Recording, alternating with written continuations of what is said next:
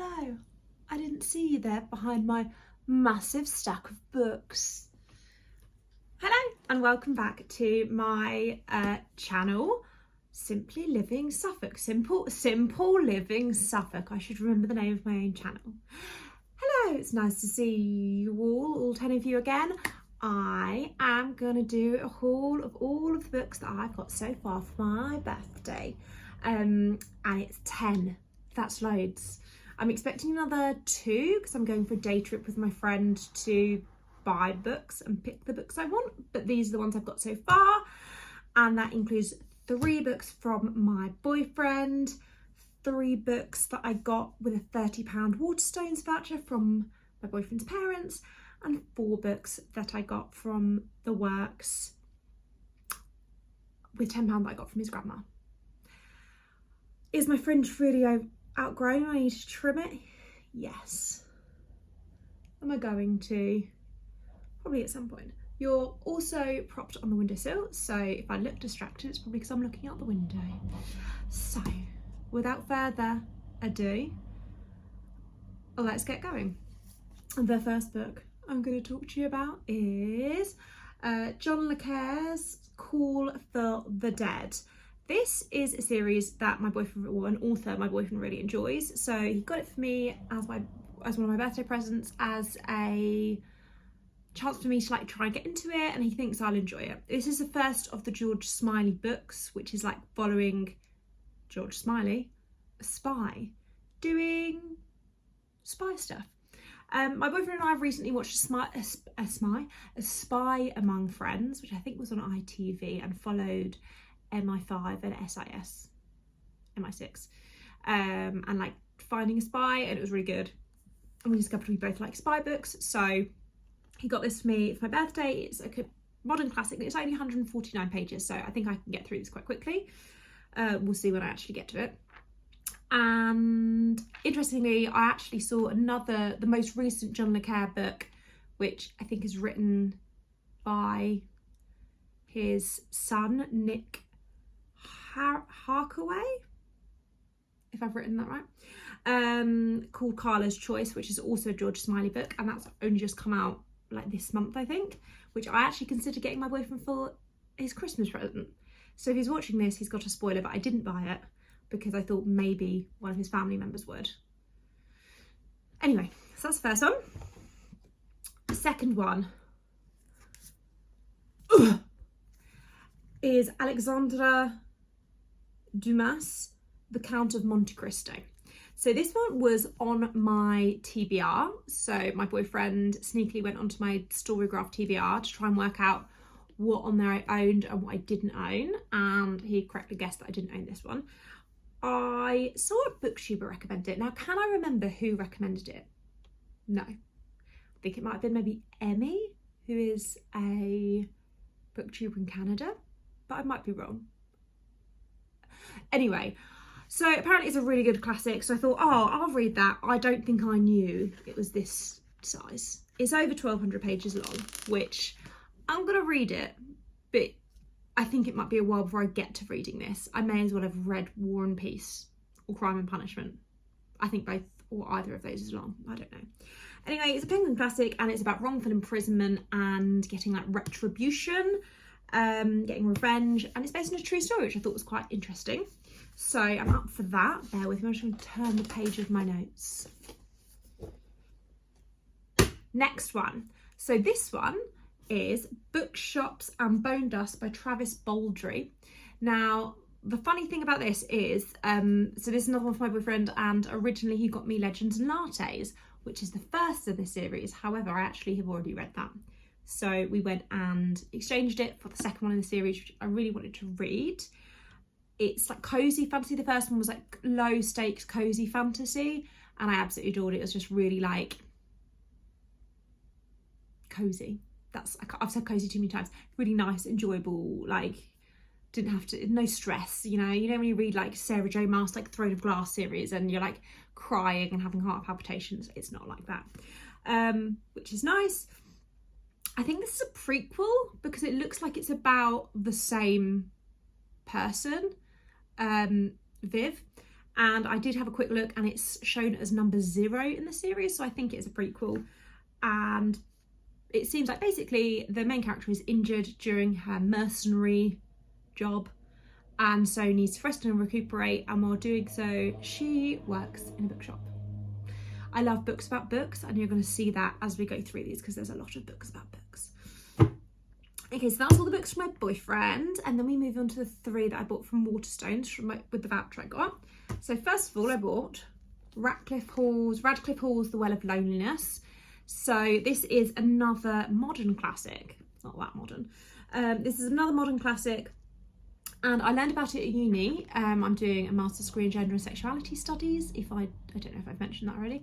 And so in a module I did at the beginning of this year, in the spring term in 2024, which was called Queer Cultures and Queer History, we talked about books that were banned for promoting like gay stuff. And this is one of them. So this was released in 1928 and was banned soon afterwards and remained banned until 1949 after the author's death. And it follows lesbians' love and life in sort of during World War One and in living in Paris and things like that. So and I think like a butch lesbian. So that'd be really interesting. Again, I want to read this, and I've wanted to read this for a while, but I'm probably going to keep it for a while to read potentially with my special gay book club. This is one on our list to read, so I might read it with them. Next, I got Tender is the Flesh by Augustina Bazterrica. I'm sorry if I butchered that pronunciation. This is quite a short one as well, only about 200 pages, and I've seen this on BookTok, I think, or BookTube, and I've heard it's super gross and about cannibalism, and that's kind of all I know. But obviously I'm interested. I think it's going to be, maybe it's going to be like dystopian future-y kind of thing. I like dystopia, so I'm looking forward to this. And then the last one I got from Waterstones is, so I actually used this excuse with the voucher for Waterstones to get a few books that have been on my TBR for a long time but I don't own. And so the next one was If We Were Villains by M.L. Rio, which I have heard is basically a more modern, sort of slightly more concise sort of retelling similar to The Secret History by Donna Tartt, which I finished earlier on this month. It's dark academia, love that. Very similar to The Secret History in terms of there's a group of schoolmates, one of them gets murdered, or one of them dies, sorry. How'd that happen?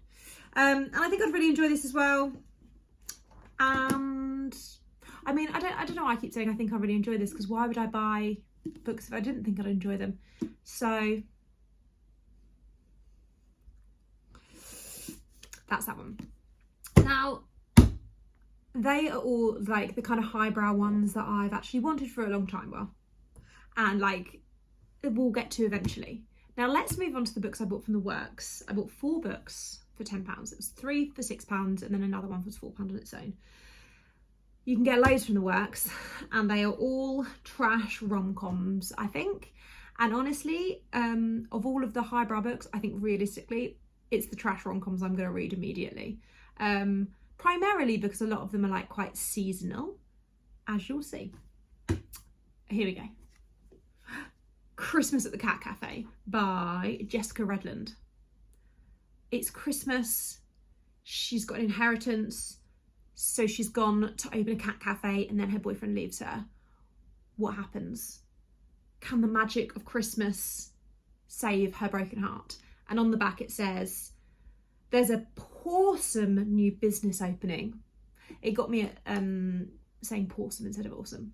So I thought this is going to be terrible and great. And I'm going to read this in December in the run up to Christmas. Next, The Christmas Book Club by Sarah Morgan. It's a group of friends. They are from a small town and they meet up each year to do a seasonal book club, and they go to a small town inn, and there's secrets and there's lies, and what's gonna happen? Yum, yum, yum, yum, yum. Gobble that one up. Christmas at the Borrow a Bookshop. Right. If I tell you I bought this purely because this is glittery, would you believe me? Of course you would. I'm a girly pop.